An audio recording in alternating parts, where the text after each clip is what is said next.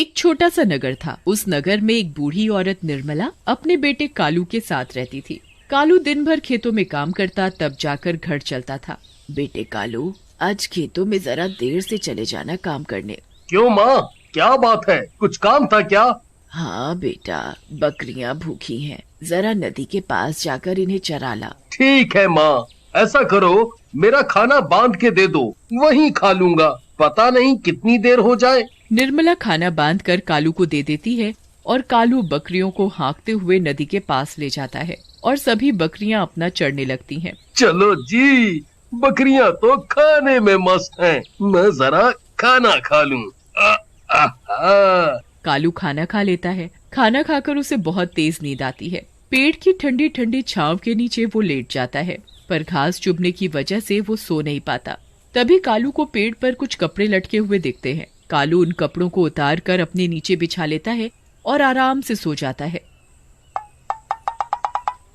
पर उसे ये नहीं पता था कि वो कपड़े एक भूत के हैं जो नदी में नहाने गया हुआ था। भूत जैसे ही नदी से बाहर आता है नहाकर, तो देखता है उसके कपड़े वहां नहीं है। अरे मेरे कपड़े कहाँ गए? कौन ले गया? अब मैं क्या पहनूंगा? तभी भूत को उसी पेड़ के नीचे एक आदमी दिखाई देता है जो सोया हुआ होता है उसके कपड़ों पर। ए लड़के, उठ! भूत की आवाज सुनकर कालू उठ जाता है और इधर उधर देखता है कि आवाज कौन दे रहा है। तभी कालू को नदी में भूत दिखाई देता है। मम्मी! कौन हो भाई तुम? दिखाई नहीं देता क्या मैं कौन हूँ? आंखों से अंधे हो क्या? मैं भूत हूँ। तुम भूत हो? कहाँ से भूत हो भाई तुम? देखने से तो भूत जैसे नहीं लगते, तुम तो कोई गंदे से आदमी दिख रहे हो। ऐसा लग रहा है कई सालों से नहाए नहीं हो।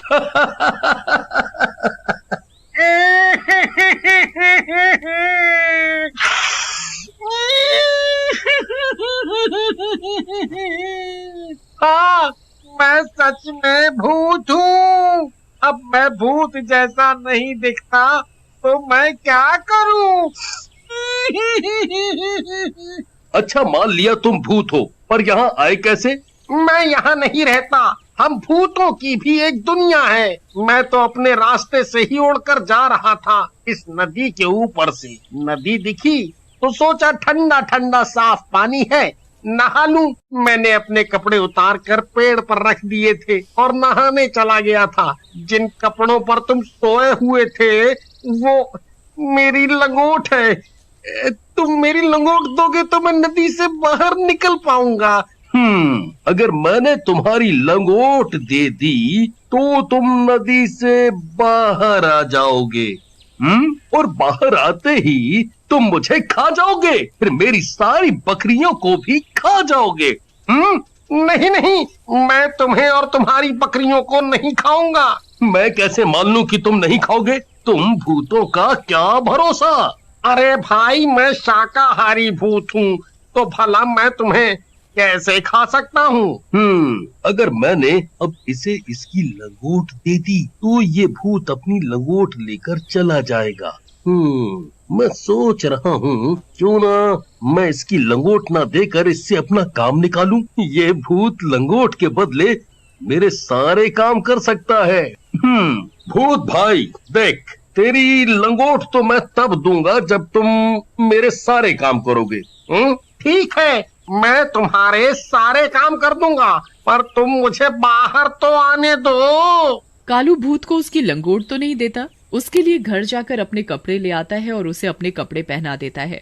ए भूत, जब तक मेरे सारे काम नहीं होते तब तक तुम यही कपड़े पहनोगे। फिर मुझे तुम छोड़ दोगे ना? हाँ, छोड़ दूंगा। फिर कालू भूत को अपने कपड़े पहनाकर अपने साथ अपने घर ले जाता है। भूत भाग बेटा, ये हमें खा जाएगा। नहीं माँ, डरो मत, ये हमें नहीं खाएगा और ये भूत मेरा दोस्त है। भूत भी कभी किसी का दोस्त होता है क्या? तू पागल तो नहीं हो गया? कालू अपनी माँ के कान में जाकर सब बता देता है। बेटा, तू इसे घर तो ले आया है, पर इसे लाकर कोई मुसीबत खड़ी मत कर देना। और गांव वालों का क्या? माँ, तुम चिंता ना करो, मैं सब संभाल लूंगा। अगले दिन कालू भूत को खेतों में ले जाता है। ओ भूत, आज तुझे इस खेत में हल चलाना है। रात होने से पहले ये काम खत्म हो जाना चाहिए। चल अब शुरू हो जा, चल। ठीक है भाई, चलाता हूँ हल। कालू वहाँ एक पेड़ के ऊपर जाकर बैठ जाता है और उस भूत पर नजर रखता है। अब हो गया ना काम। लाओ, दे दो मेरी लंगोट। नहीं नहीं, तुम्हें लंगोट नहीं मिल सकती। अभी मैं तुमसे और काम कराऊंगा। अभी तुम नहीं जा सकते। भूत जोर जोर से रोने लगता है।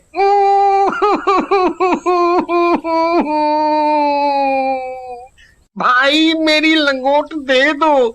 अगर मेरे भूत भाइयों को पता चला कि मेरी लंगोट एक साधारण आदमी ने ले ली है और वो मुझे इसके बदले काम करा रहा है, तो मेरी बड़ी बदनामी होगी। ओहो, तू रोता बहुत है। अच्छा ये बता, भूख लगी है? खाना खाया? हाँ, खाऊंगा ना। बहुत जोरों से भूख लगी है। कालू अपने साथ जो खाना लाया था दोनों मिलकर उसे खाते हैं, पर भूत तो सालों से भूखा था। इतने दिनों बाद खाना देखा तो जल्दी जल्दी सारा खाना चट कर गया और कालू भूत का मुंह देखता ही रह गया। खाना खाकर दोनों घर चले जाते हैं। मुझे खाना दो, मुझे बहुत भूख लगी है। इतना स्वादिष्ट खाना मैंने पहली बार खाया है। और दो। अरे तू रोता क्यों है? मैं तेरे लिए अभी खाना लाती हूँ।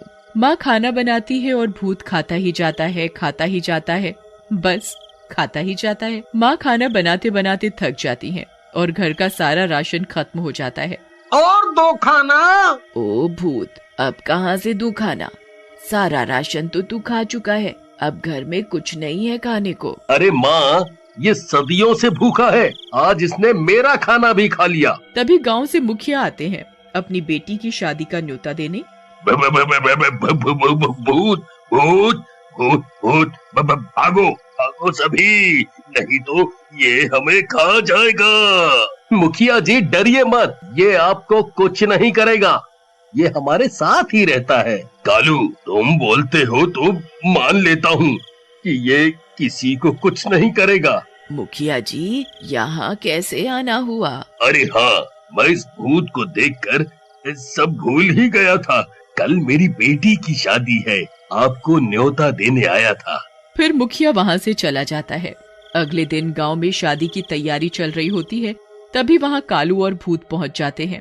भागो भागो, गांव में भूत आया है, ये हमें खा जाएगा भैया।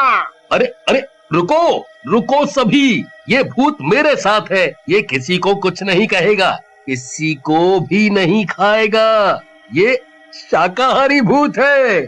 सभी गांव वाले हैरानी से देखने लगते हैं। अरे कालू भाई, भूत भी कोई शाकाहारी होता है? मजाक मत करो।